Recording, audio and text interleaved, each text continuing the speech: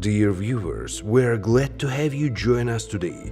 As the famous historian said, each great reform consisted not in the introduction of something new, but in the destruction of something old. Reforms are needed even now. About the long overdue reforms just now in our program, welcome Henry Keane. The state has the right to self-defense when under armed attack. The response to aggression must be proportionate. This is what Article 51 of the United Nations Charter tells us about, and this very article gave Israel carte blanche after the brutal Hamas attack. The Israel Defense Forces is launching massive strikes on militant positions in the Gaza Strip in the response, and human rights organizations are doing what they were traditionally doing these days, expressing concerns in regard to the humanitarian catastrophe unfolding in particular, and the situation in general in the Middle East. Expressing concerns. Sometimes, oh come on, all of the times. These days it seems to me that this is the sole purpose of the organizations, to express concerns and not helping in any other way to solve, or better yet, prevent a situation or what they call conflict, war, what it is war.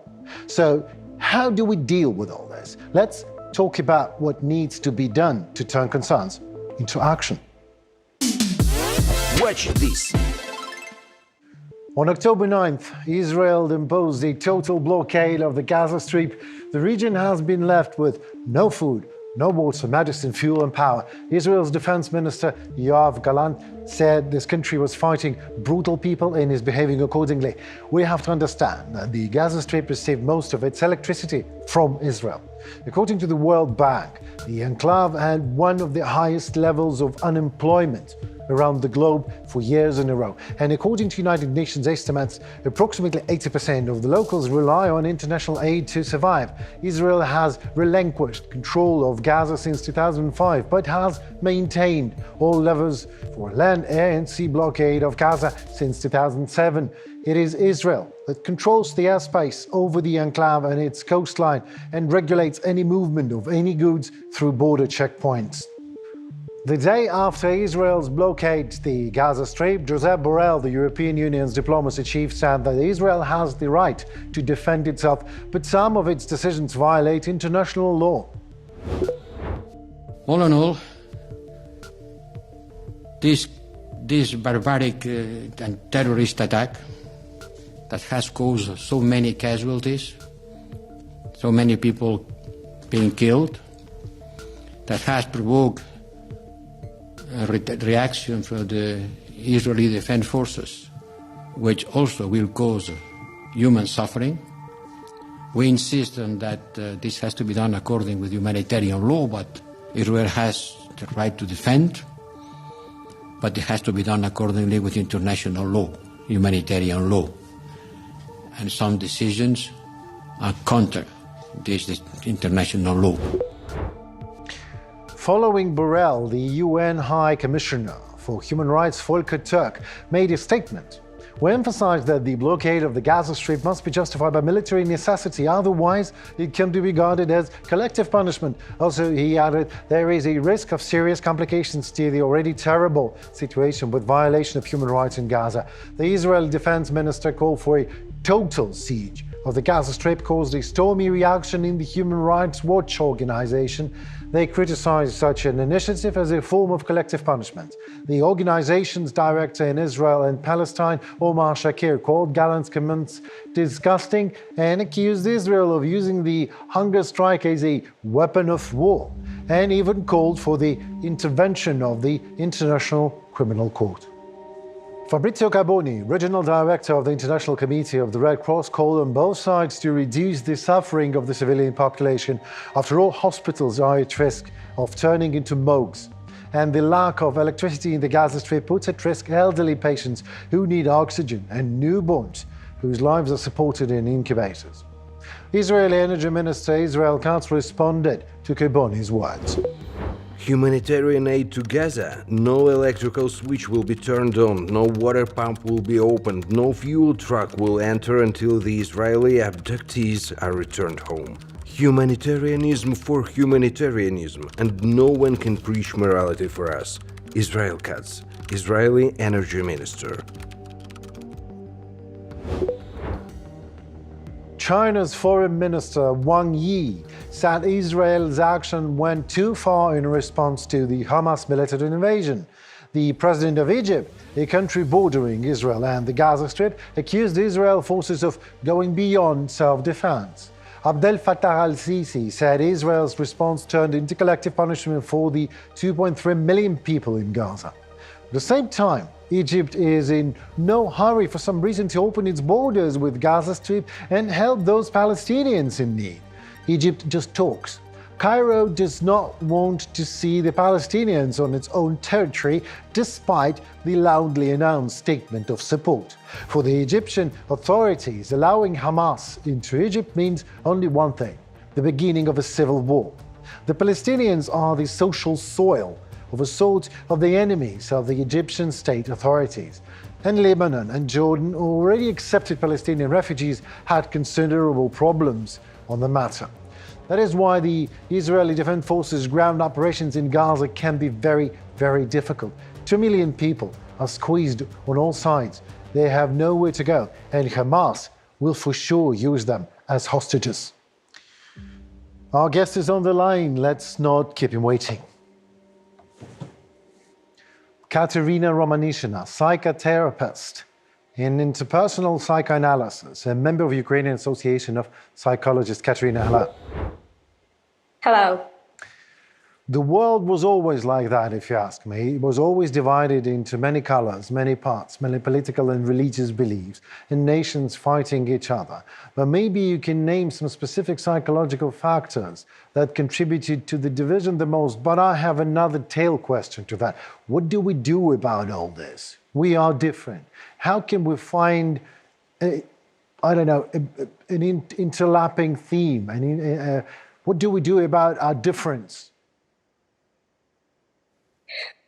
I would like to remember Sigmund Freud, a father of psychoanalysis.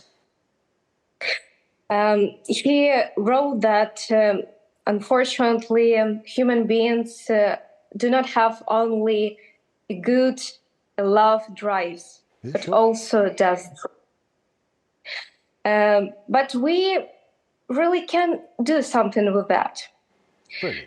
We can know more about ourselves, and that will help us to introduce this sexual drive, the drive of life. But unfortunately, sometimes happens that the group of people, some nation, right, they have something like chaotic, a chaos. And that causes a lot of violence, a lot of conflict, and indeed war. But the violence is our part. It's our natural thing, just as well as love. You just told me that, and I feel that. And Sigmund Freud told me and you that this is our part, a natural part of human's life. And why don't we teach children how to treat our own bad side? Why don't we teach them what to do with our aggression? How and when aggression is a proper thing to use in life? Because sometimes it is. Because you have to defend yourself. And we are trying to avoid that. We're trying to be like, this pink unicorns. Maybe we should do something more about it. Maybe we should provide more psychotherapy in schools. That is the way, maybe. I think that one of the reasons why we do not know what to do with the aggression is a lack of education, of course. Right. We can compare our society, Ukrainian society, with European, and it will totally different. I hope that one day I can tell that in Ukrainian schools, in Ukrainian families, will try to teach children how to behave not aggressively, but have this normal, vital aggression. Yeah, because I can express my aggression different ways. For example, I can express it in my words.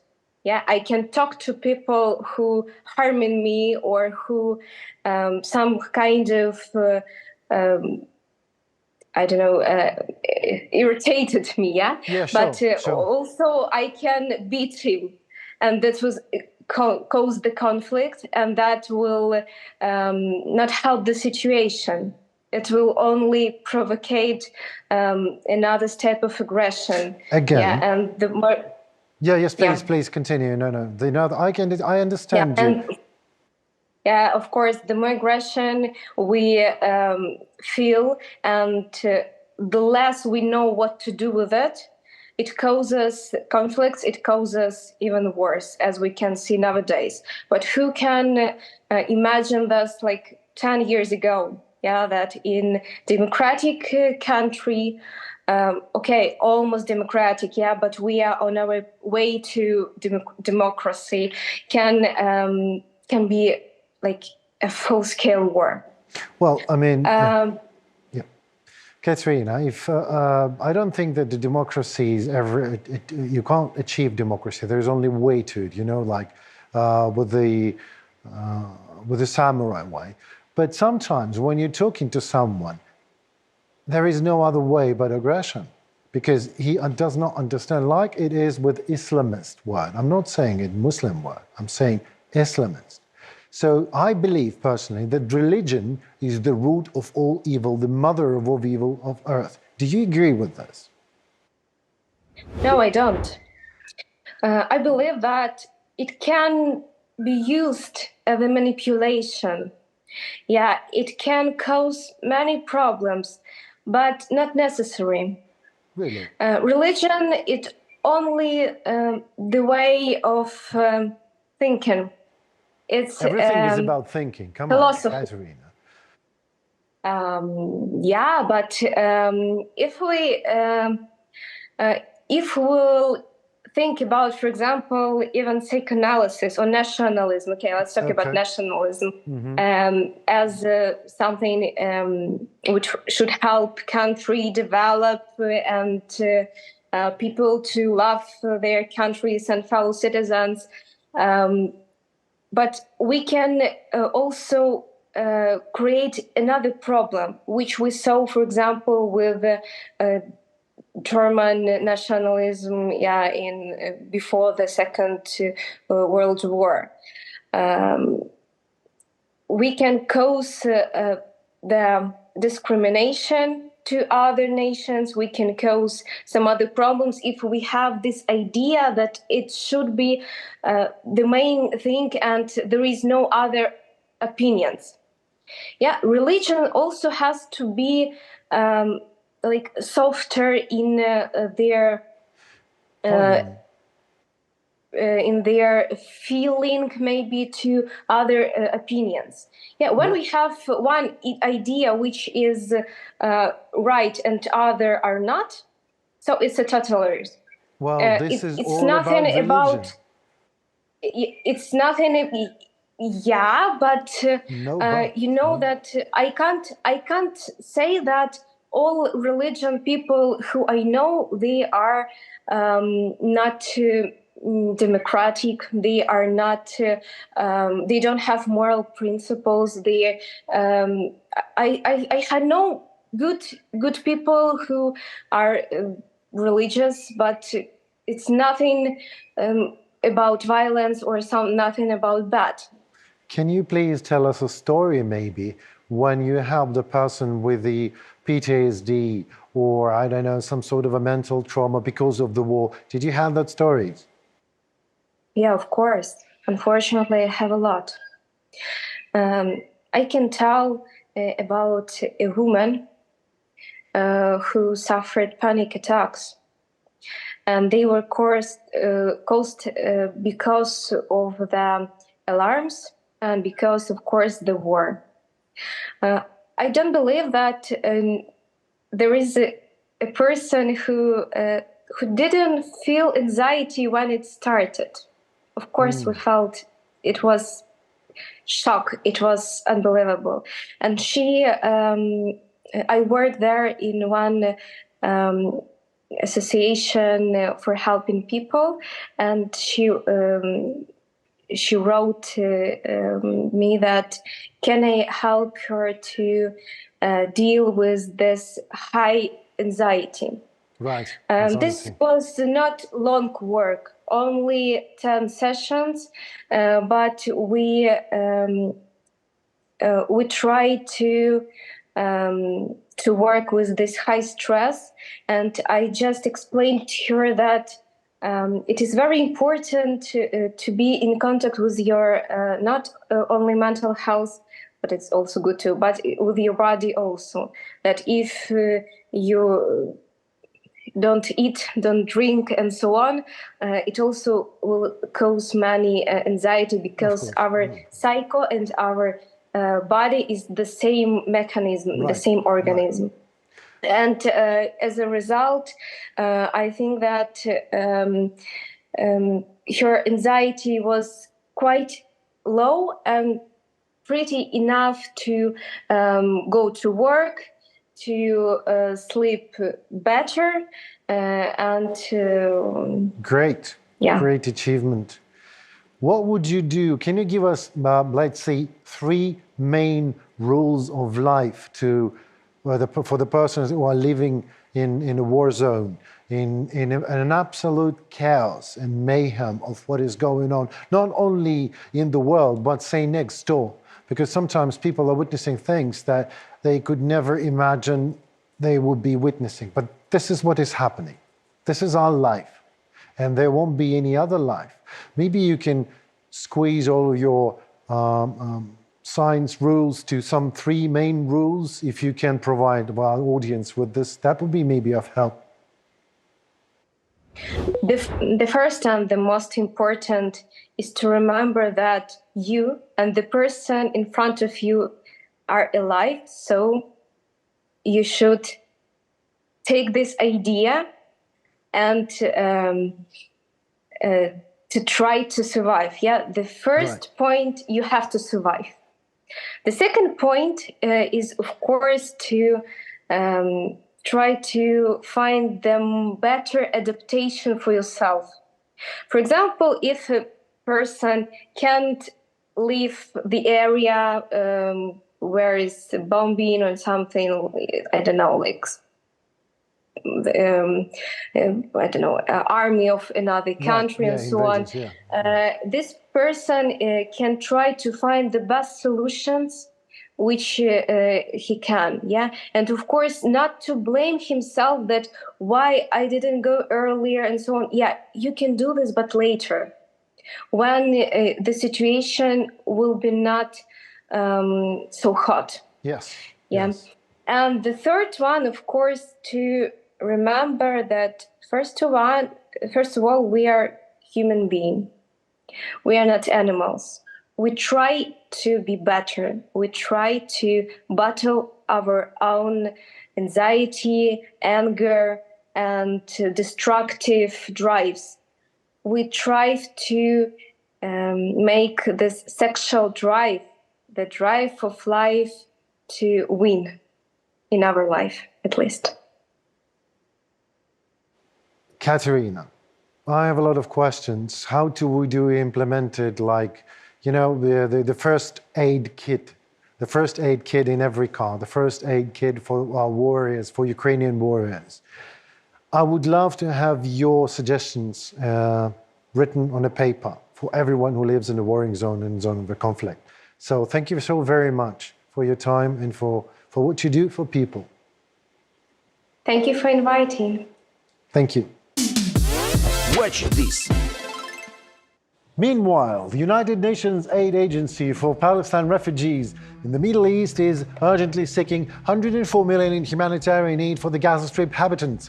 The money would be used for the purchase of food, non-food items, medical assistance, and the purpose of housing and protecting for 250,000 people seeking shelter in the organization's shelters. In regard with the humanitarian crisis in the Gaza Strip and Tel Aviv's compliance to the rules of war, on the eve of his visit to Israel, in his CBS interview spoke President of the United States, President Joe Biden. You do not agree with the Israeli total siege of the Gaza Strip. I'm confident that Israel is going to act under the rules of war. There's a standard that democratic institutions and countries go by.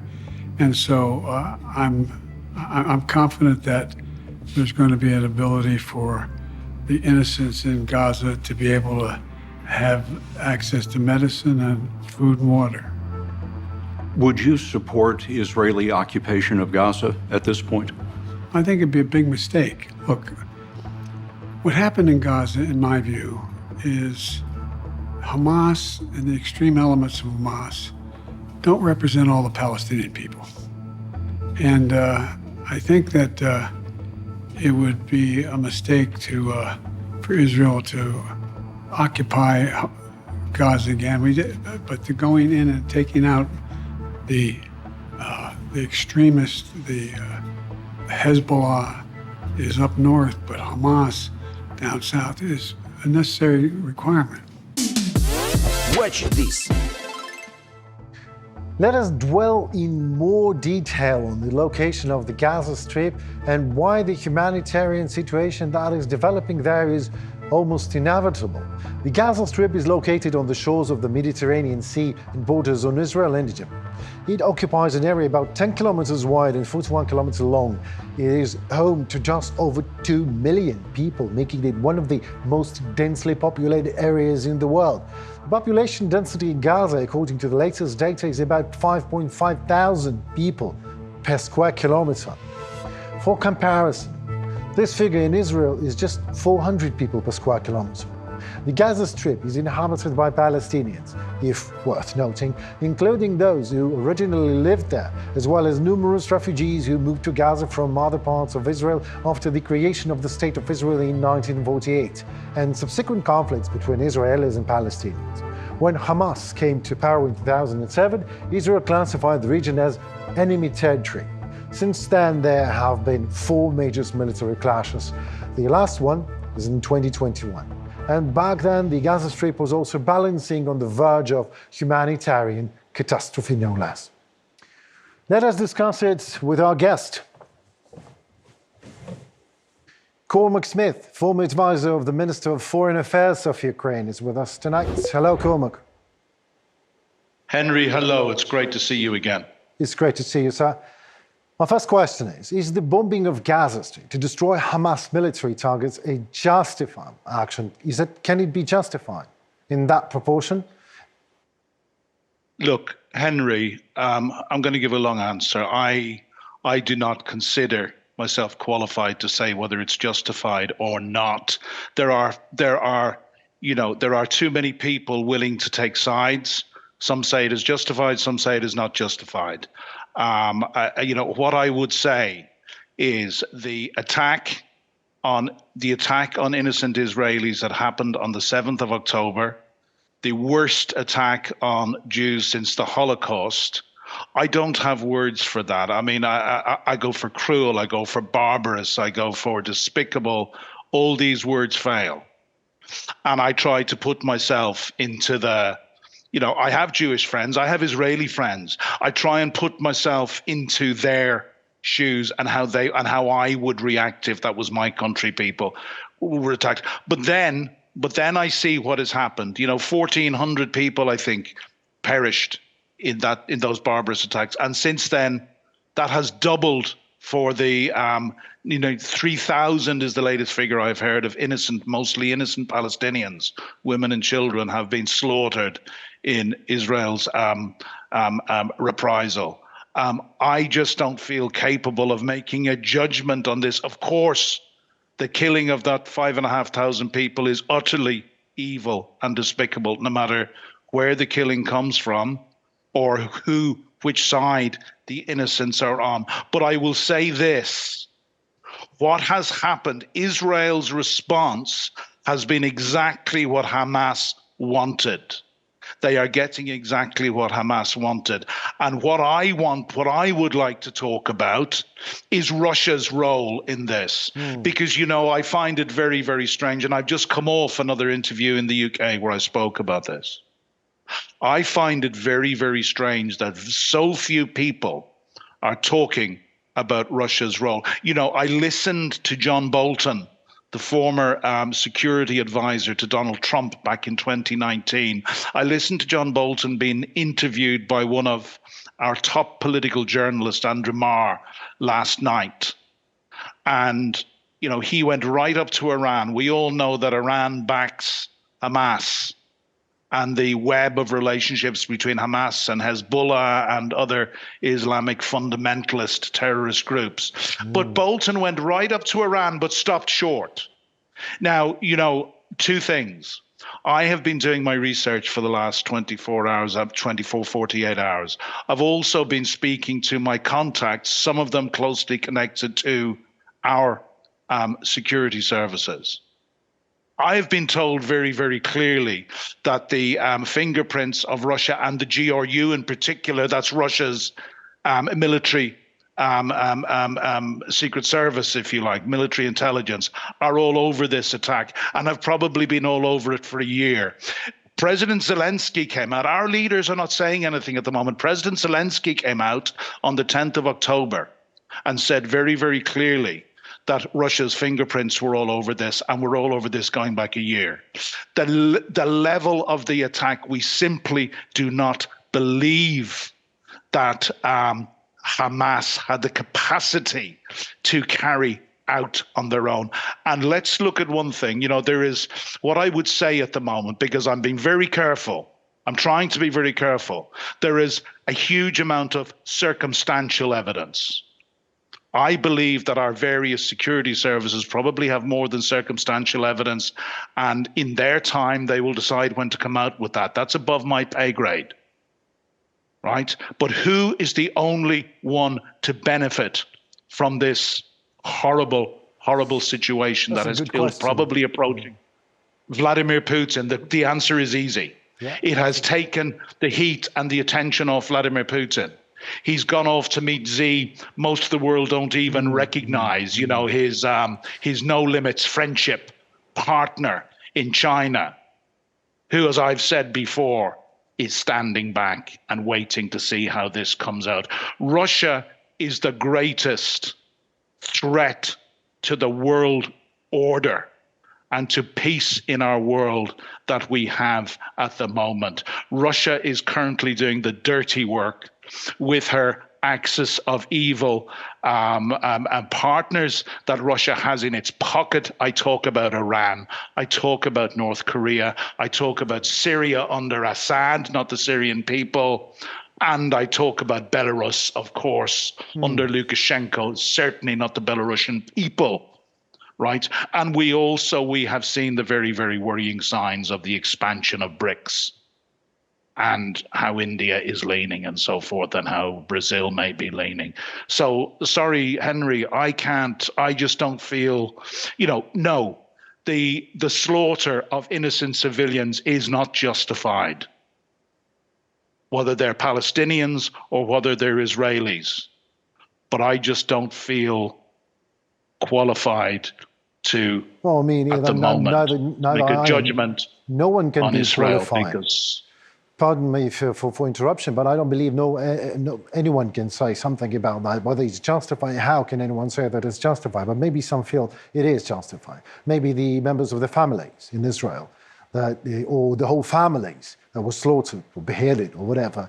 But your question was a perfect question about beneficiary, a perfect litmus question. Who's the beneficiary and all that? And we can clearly see not just the fingerprints, where you see Vladimir Putin handshakes Hamas in Moscow, in the Kremlin. So what kind of a fingerprint is that? What's next? Sorry, Henry, you know what? I'm just looking at my notes. Hamas leaders visited the Kremlin in March of this year. And again in September of this year, the Hamas Politburo chief, Ismail Haniyeh, was in Moscow. You know, we might have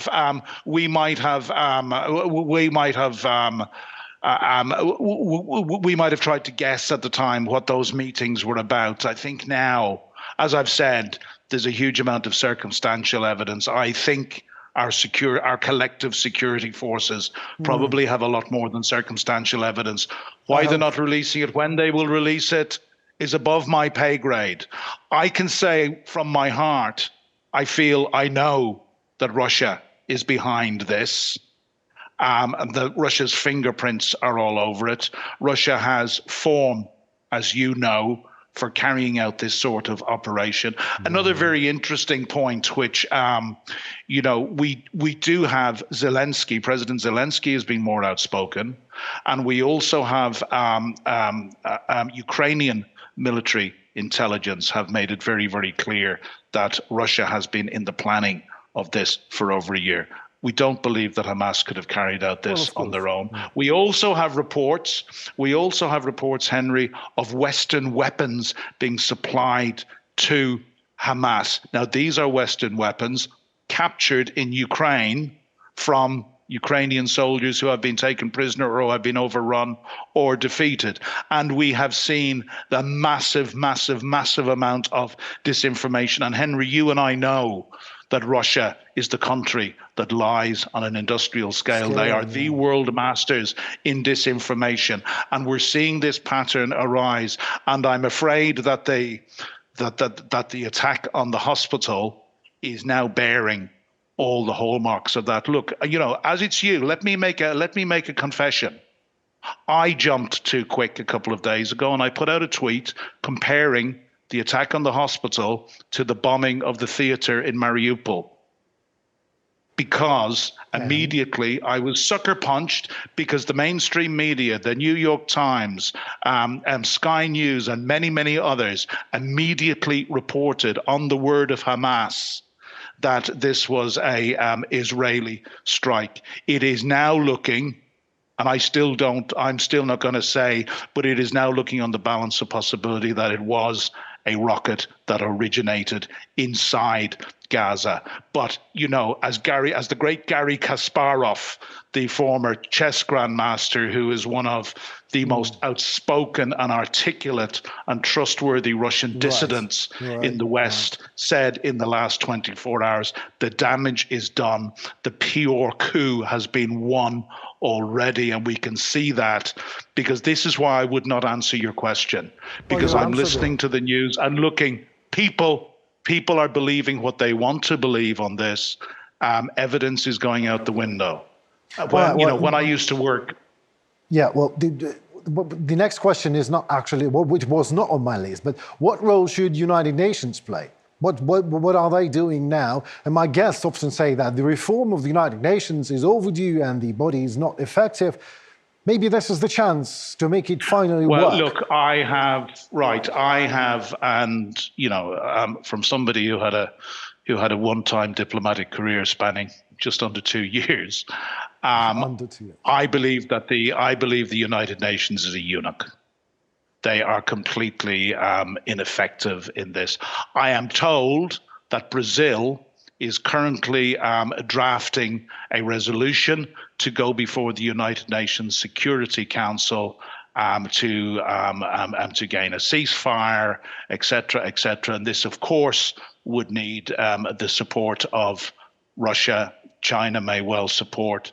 My own view is that given Russia's involvement in this, even if Russia were to support any resolution, we know they would be doing that for their own nefarious ends. There can be no working with Russia by nations of the civilized world at the moment, is my point. Yes, the United Nations needs to be fundamentally reformed. It is being the Security Council in particular is being held to ransom.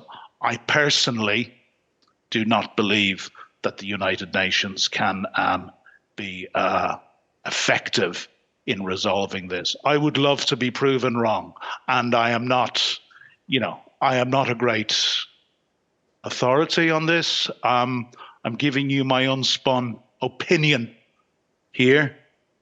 I do not personally see a huge role for the United Nations. What kind of authority you really need to be to observing an absolute nothing?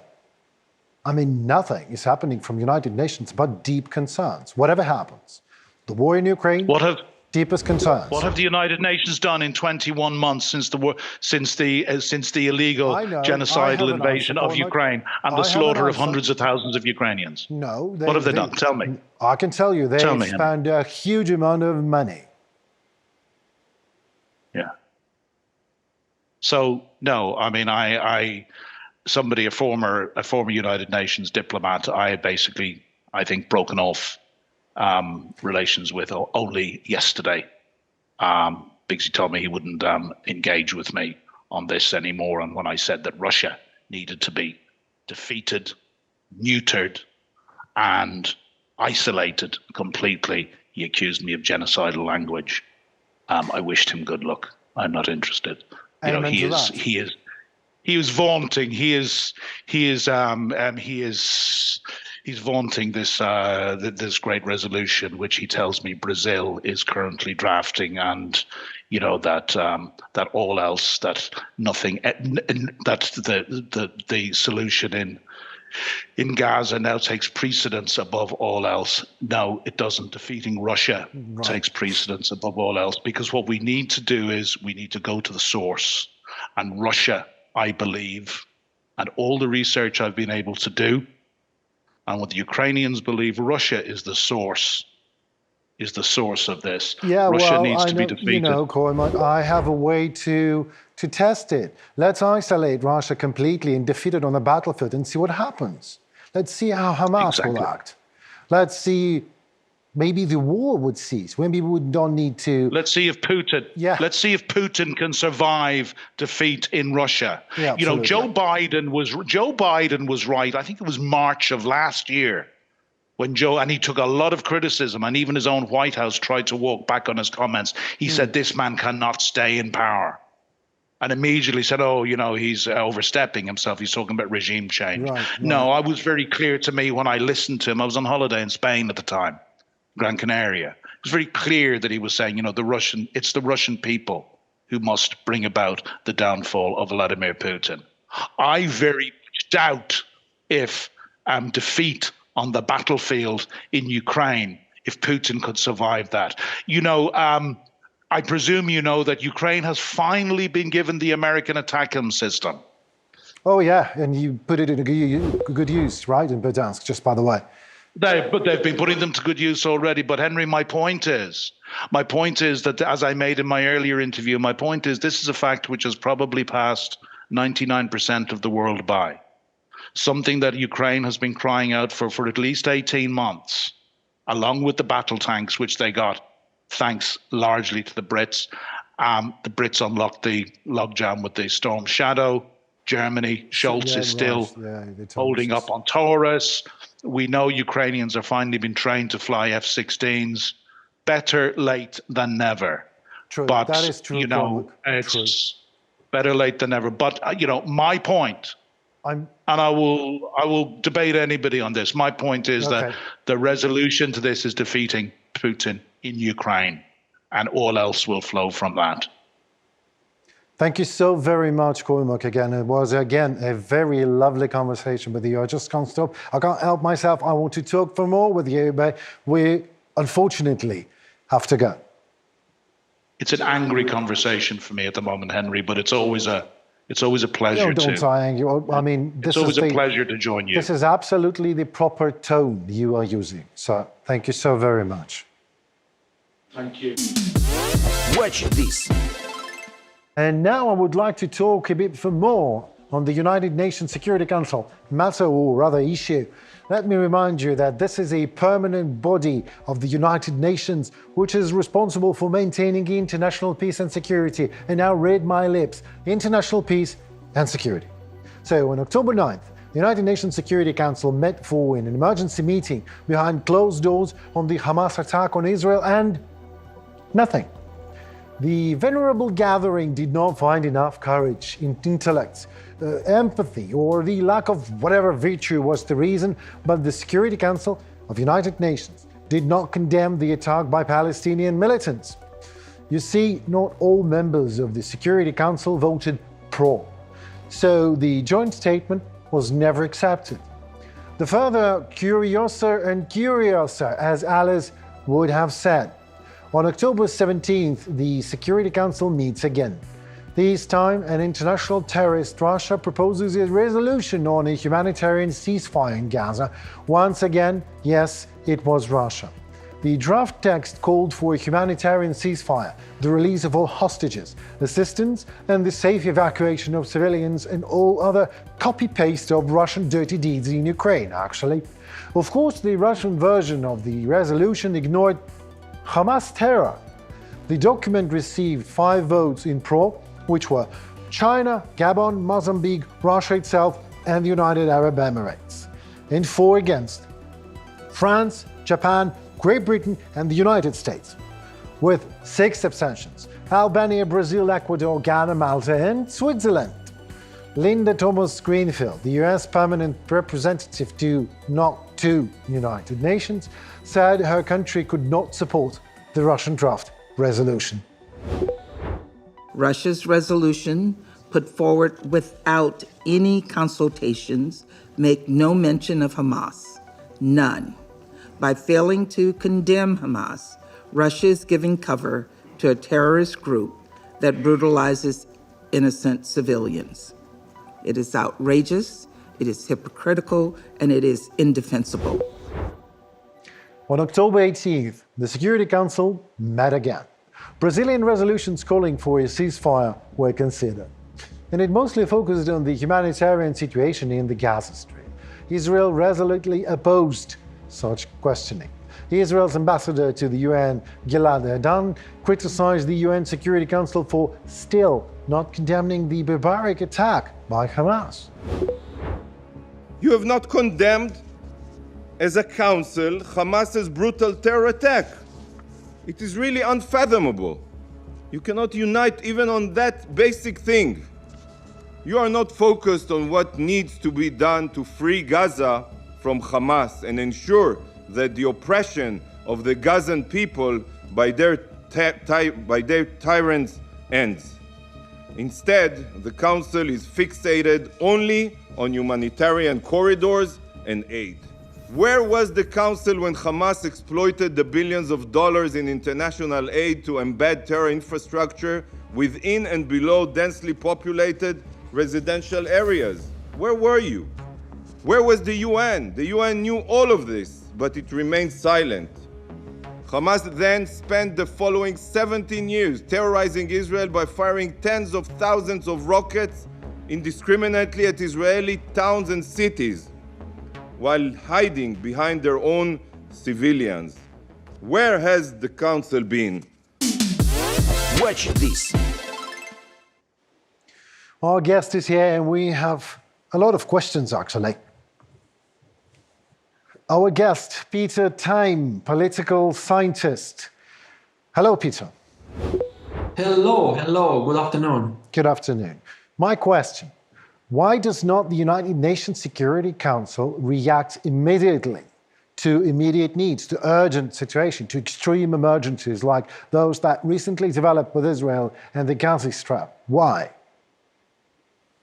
Actually, I have no answer on that, because for me, and I think for many of my colleagues, not only in my country, but all over the world, is a big question. What is UN? What is this function?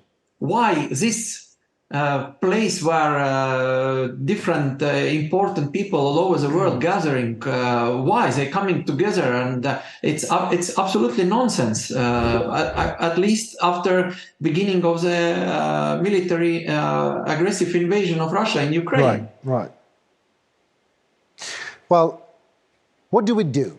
What should the world do so that instead of, that deep concern announcement and everything, something finally would happen, the action would follow. The impotent United Nations becomes potent and protects those in need. Any Viagra for United Nations, an idea? What could be the reason, the kick, the trigger for them to start acting? And what would you do, Peter? What would you do to wake these gathering up? I have no idea what to do, because for sure, especially after 7th of October, after invasion and conflict in Israel, when Hamas attacked Israeli territory. It's especially very difficult, especially after last night. What happened about all this media campaign against Israel, where Israel was accused in bombing of a hospital, what wasn't true. It means, for me, that there is a huge gap between two, let's say, two wings or two groups or two different groups of countries in our world. Those who we call civilization, Western modern civilization, and I don't know, other tribes or I don't know who. Right. It's a very big problem now at the moment. Right. I don't know how we're going to solve it. Well, maybe they don't know in United Nations either. I don't know. Maybe they didn't have the instruments, the tools. But let's speculate on that. What do we do to extinguish the fire? Just what would you? No idea at all, as a political scientist. Okay, my personal opinion. I don't know. Is it realizable or not? But my personal opinion is, let's say this part of countries or who we call ourselves civilized or Western countries, we just should go to expel or to go out from UN to say that we are not members anymore because we can't work in this organization. By the way, I think the same should be happen with another organization, with Red Cross, and also with International Olympic Committee. They're absolutely useless organizations at the moment, and even more, I would like to say that one is useless, but my opinion, they are absolutely corrupted.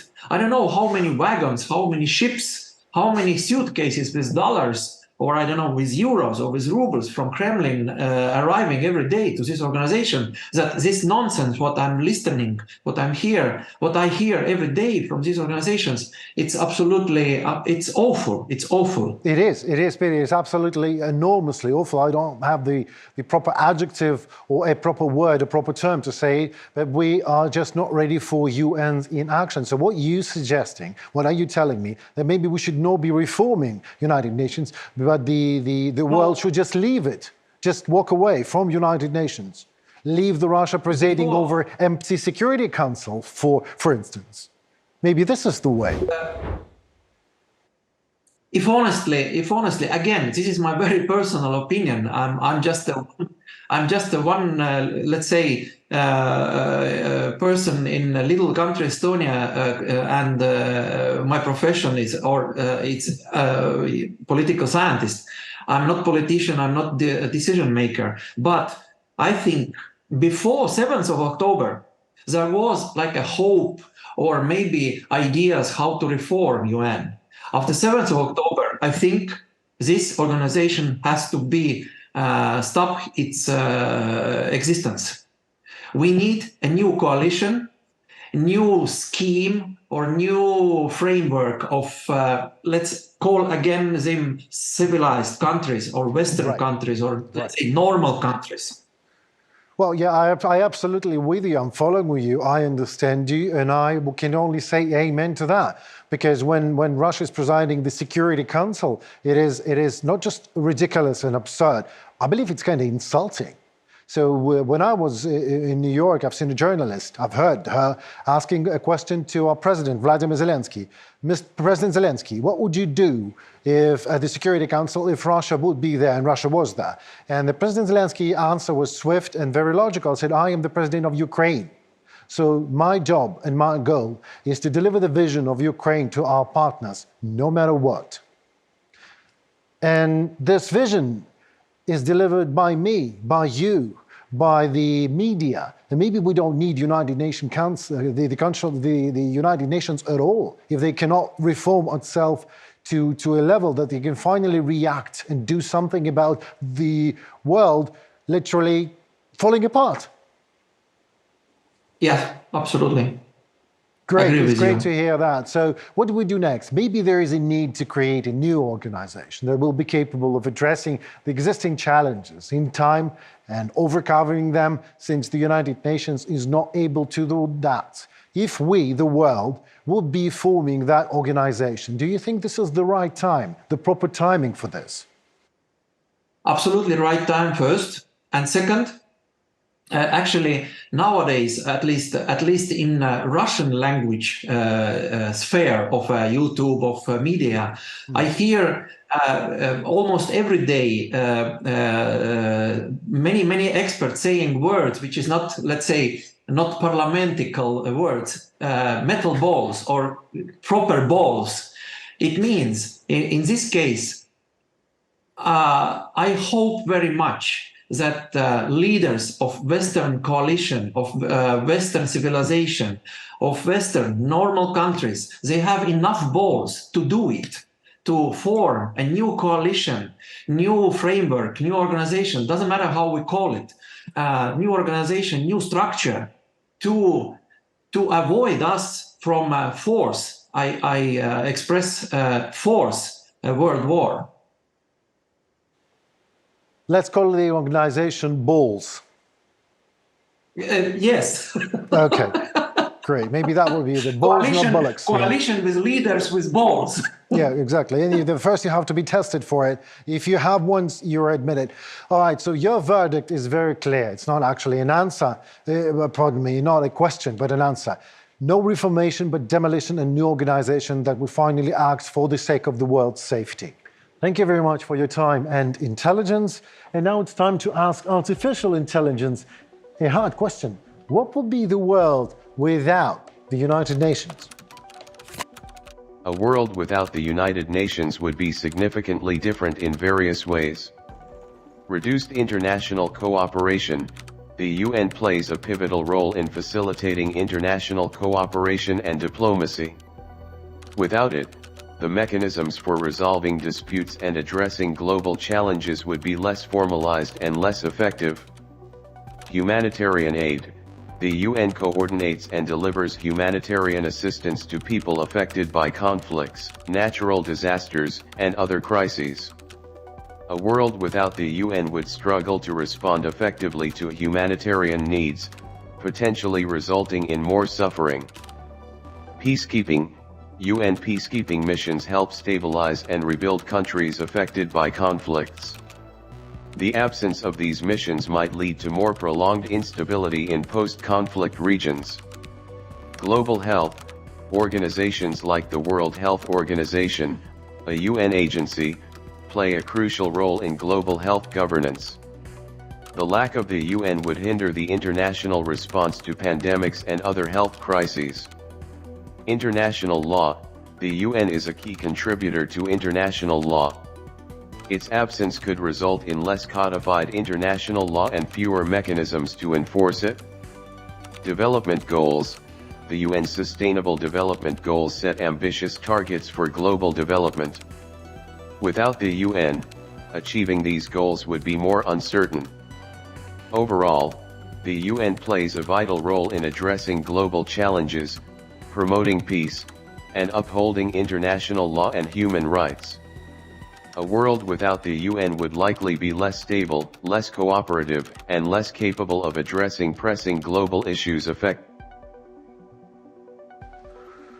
Even less stable than what we have now? Oh my God. In order for the United Nations Security Council to pass a resolution, a proposal must receive at least 9 votes pro, with none of its 5 permanent members, China, Russia, France, Great Britain, and the United States, opposed or vetoed. The effectiveness and role of the United Security Council in maintaining international peace and security is increasingly being criticized. Well, for obvious reasons, the issue further exposed by the Russian Federation full-scale invasion of Ukraine. Saving future generations from war is the goal that has been set for the United Nations by its founders, who survived the devastating consequences of 2 previous world wars. And what do we see? A soap bubble, big and expensive one, and absolutely incapable of fulfilling any of its core obligations.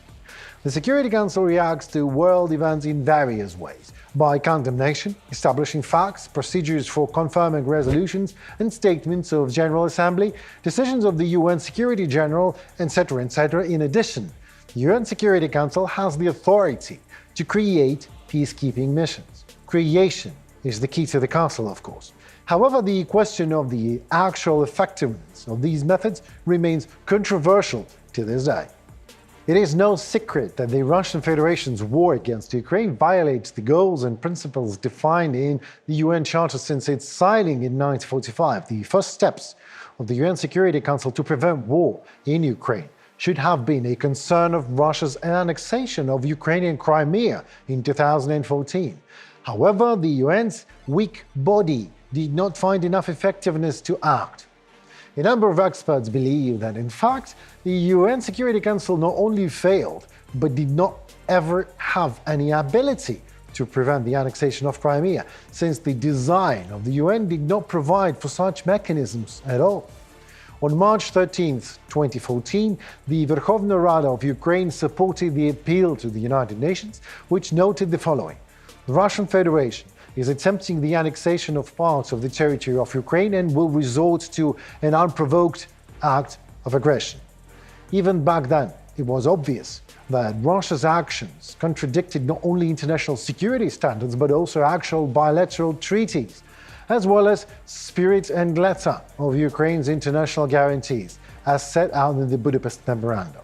In response to the appeal, the United Nations initiated a discussion of the issue and a resolution on the issue of Crimea in Ukraine. However, despite the fact that the majority of Security Council members, 13 countries that is, supported the resolution, the Russian Federation, using its veto power as a permanent member of the Security Council, blocked the Security Council decision UN to resolve the Ukrainian crisis. I can understand Russia, actually. It is a brute in civilized disguise and nothing else. But I cannot understand the Security Council, which is inclined to listen to the voice of an aggressor while attempting to resolve the issue of the aggression. Putin must have had a good laugh that day watching the UN session. Even back then, it should be clear to everyone the incapacity of United Nations and indeed for reform. The Russian Federation, even after large-scale military aggression, the genocide of Ukrainians, threats to the whole world with nuclear war, and the recognition of Russia as a terrorist country by many countries, as of 2022 still remains a member of the UN Security Council. The UN's failure to do as little as exclude brutal aggressor Russia as a permanent member points out to the organization's excessive bureaucratization and absolute ineffectiveness in preventing and resolving conflicts. In September this year, President of Ukraine, Volodymyr Zelensky, called on the world community to recognize that the United Nations is a dead end in almost all senses of the word, on aggression, and humanity no longer pins its hopes on the UN when it comes to protecting the sovereign borders of nations. Zelensky emphasized that everyone who wants to ignite a war must see even before their fatal mistake that they will lose if that happens. So, 3 specific steps that Vladimir Zelensky proposed on the path to reforming the organizations. First, it is necessary to give the United Nations General Assembly the right to override a veto, subject to the participation of 2/3 of the vote, which will reflect the freedom of nations from Asia and from Africa and from Europe and from both of Americas and from Pacific Ocean region, by the way, a global qualified majority. The veto can actually be overridden, and such a resolution of the General Assembly must be binding on all member states. The second step is to expand the representation of nations on the Security Council. The African Union should be here permanently. Asia deserves greater permanent representation. Germany deserves a place among the permanent members of the Security Council. Latin America should be represented here also permanently, and the countries of the Pacific Ocean region just as well. The third step is we need a system for preventing aggression due to early response to actions directed against the territorial integrity and sovereignty of states. In particular, these are powerful sanctions against the aggressor. Anyone who starts a war must see what is at stake. The issue of applying preventive sanctions should be brought before the UN Security Council automatically when any member of the General Assembly declares a threat of aggression. Watch this. The world just needs, it's craving for changes. We will definitely talk for more about that in our next episodes, but for now I must say my goodbyes for you. Please find us in a network all around the world. Comment, like and subscribe. See you soon.